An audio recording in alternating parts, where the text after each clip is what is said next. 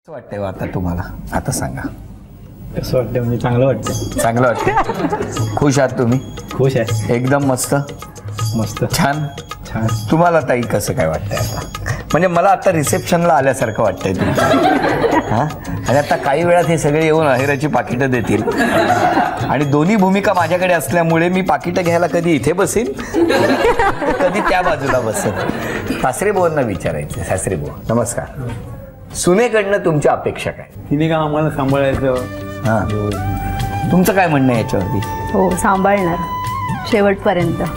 बरं, आता आई तुम्हाला मला विचारायचं आहे की तुम्ही मला सांगा आधी की आता मुलगी निघालेली आहे, एक 4-5 महिन्यात तुमच्या घरून कोळी कुटुंबाकडे जाणार आहे, काय सांगाल तिला? अशा वेळेला काय सांगाल? एवढंच सांगेन की सगळ्या घरात माणसं आहेत, सगळी चांगली आहेत, सगळ्यांना सांभाळून घे, सगळ्यांच्या मनाप्रमाणे वाग. त्यांनाही माझं एवढंच म्हणणं आहे, चुकलं तर माझ्या मुलीला सांभाळून घ्या. बाबांचं काय म्हणणं आहे? तो काय मिळून सांभाळून घेतलं पाहिजे. नणंदबाईंचं काय म्हणणं आहे? कारण नणंदबाई सुद्धा आता दुसऱ्या घरात गेलेले आहेत. माझं म्हणणं हेच आहे की तिने आता माझे वडील एकटेच आहेत, त्याच्यामुळे तिने सांभाळून घेतलं पाहिजे. आणि दादाला काय सांगणं आहे? तो तर आता सांभाळतोच आहे, तोही बघतोच आहे माझ्या वडिलांना. बरं, आता मला तुम्हाला विचारायचं आहे की मिस्टरांकडून तुमच्या 3 अपेक्षा कुठल्या सांगा? त्यांनी कधी माझ्याशी खोटं नाही बोललं पाहिजे. 1 मिनिट, काय हो, मान्य आहे? ठीक आहे. हां, ठीक आहे. हे तर खोटं नाही ना बोलत? ठीक आहे. हां हां. दुसरी अपेक्षा? आता मगाशी ते बोलले मित्रांना आता भेटून घेतो 4 डिसेंबरपर्यंत. हां, तर 4 डिसेंबरला भेटून घ्या, 5 डिसेंबरपर्यंत बंद आहे. मान्य आहे तुम्हाला? ही अपेक्षा थोडी 50-50 आहे. का? दोघांकडे वेळ द्यायला लागणार ना, मित्र पण आहेत. काय म्हणणं आहे तुमचं? पण नाही. नाही. बरं ठीक आहे, बघा थोडंसं कधीतरी मित्रांबरोबर जाऊ द्या. हा माऊली? हा, ठीक आहे. मला बाजू घ्यायला लागते. तिसरी अपेक्षा कुठली? सांभाळून घ्यायला पाहिजे. आमच्या माऊलीला सांभाळून घ्या, एवढीच अपेक्षा आहे. हां मीठ कमी पडलं तरी चालेल. हां, मीठ कमी पडलं तरी चालेल भातात. पण काय यायचं? तुम्ही किती वर्ष झाले अळणीच खाता?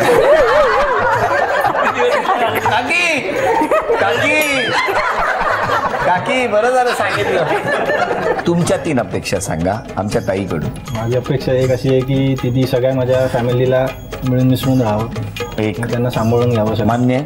हो. मान्य. दुसरी? दुसरी अशी आहे की जेवण चांगलं बनवावं, म्हणजे बनवता यावं, बनवून खायला द्यावं.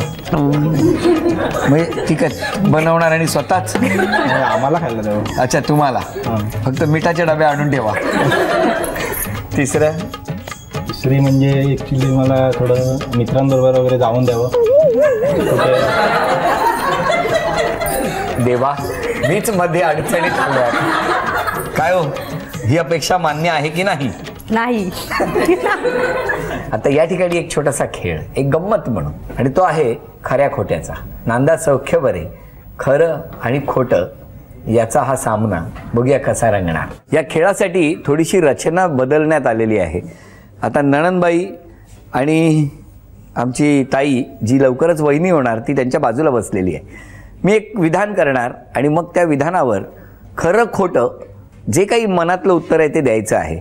आणि आमचे भाऊजी इकडे बसलेले आहेत, त्यांच्याही हातात एक अंदाज आहे. मला बघायचं या दोघींच्या अंदाजावर हे मात करतात का. आणि पहिला प्रश्न खात्रीनं सांगतो, मिस्टर लग्नानंतर मित्रांना वेळ देणार नाहीत. तुम्ही पण द्या.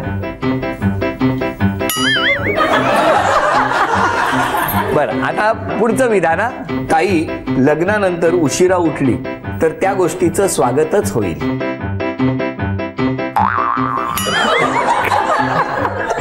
तुमचं काय म्हणणं आहे? काय म्हणणं काय आहे सांगा. स्वागत म्हणजे स्वागत कसं होणार?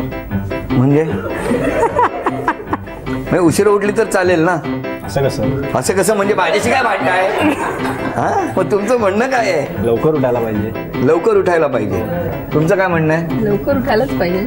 तुमचं काय म्हणणं आहे? कधीतरी उशिरा उठेन. मला वाटलं ताई म्हणते कधीतरी लवकर उठेन. बरं, आत्ता उठा.